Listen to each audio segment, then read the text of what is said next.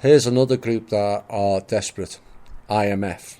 They're a big problem currently, but many countries now are starting to see through the illusion. The work Kim and the team have done has been nothing short of extraordinary. Certain countries, and I won't mention them or the numbers, have been making inquiries with varying degrees of success.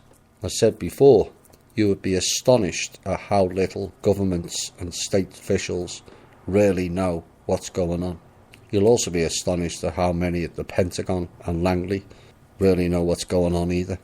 Well, now these governments and officials globally are now learning some real truth for the first time, and it's sticking. Like they said, it goes through 3 phases of the truth.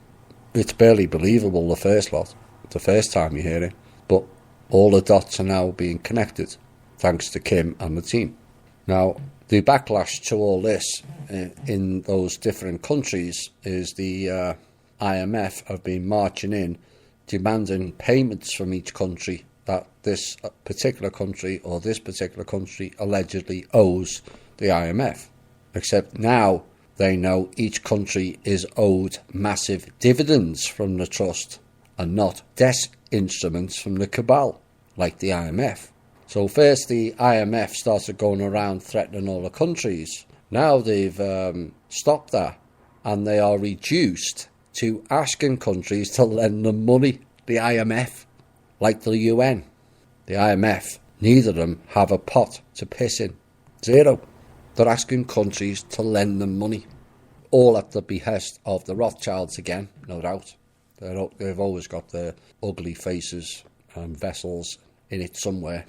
But the key now for the countries that listen in, and the countries that have been threatened, is to all combine together on each continent. Just because the next door neighbour country has been threatened doesn't mean you have to sit there. They'll knock on your door just as much as anybody else's. And it's up to all the countries in that region to combine together and force the pirates and the bandits out of your whole region. They have nothing to offer. They have no validity. And the funds, as Kim has promised, are there for each country. She has shown you the proof. It's all there. Once the blocking and the threats die down.